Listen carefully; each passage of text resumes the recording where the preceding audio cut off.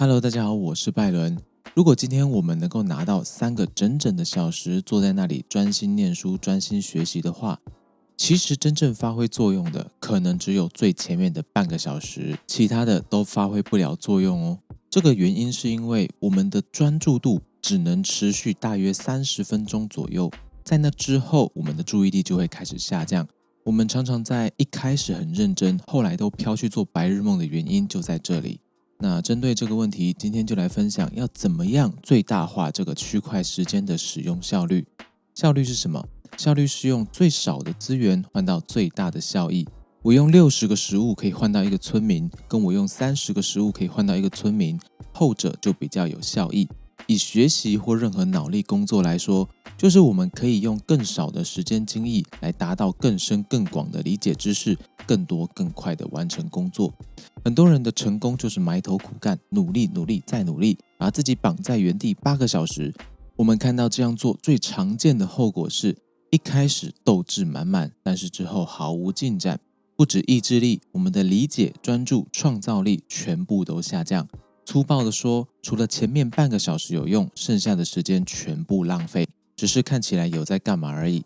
那如果我们有整块的时间可以进行脑力工作，也打算好好运用的话，我们的方法来了，我们可以参考25:5的番茄钟工作法。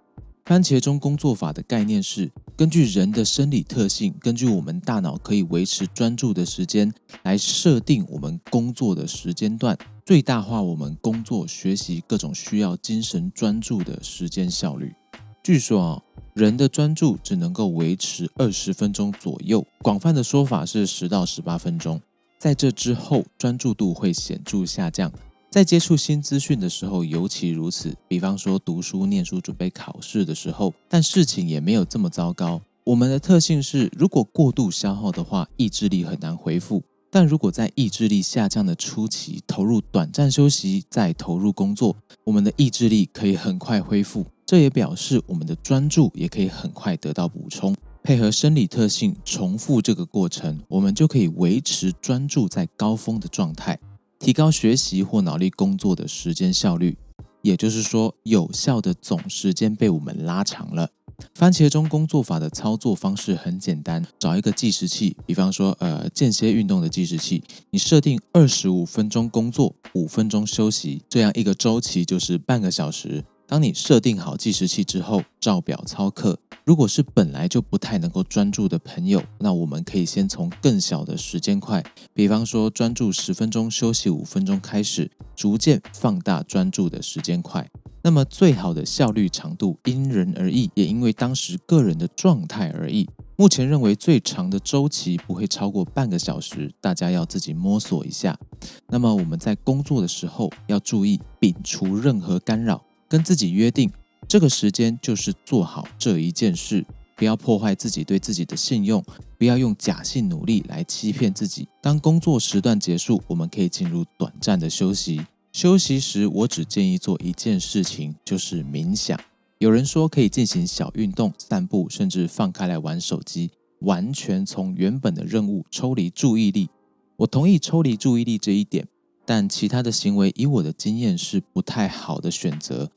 运动会让你呼吸急促，身体可能还会紧张，你需要时间平缓你的呼吸心跳才能回到工作。如果选择散步，那我们的思绪容易乱飞，如果想得入神，还需要花力气把自己的神给拉回来。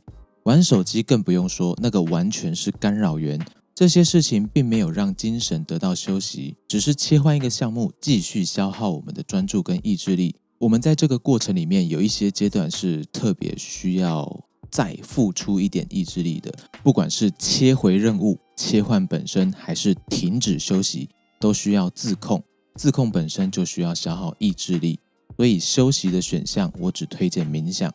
那么番茄钟工作法就是提出一个规律，让我们的意志力不要过度消耗，造成我们的续航力不足，最大化我们总用脑的有效时间。所以继续消耗精神的行为其实都是背道而驰。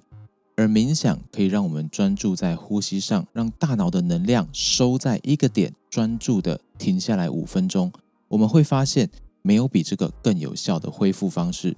坊间有大量番茄钟工作法的规则，我认为掌握大原则就好，也就是切分时间块，让专注度得以恢复，维持高档。试试看，你会找到适合自己的区间，你会倍增有效率的时间。也欢迎各位在下面留言分享经验，让大家可以讨论出更有效的操作方式。我是 Byron， 希望这期有一点点的帮助。记得3连订阅留言，我们下次见喽。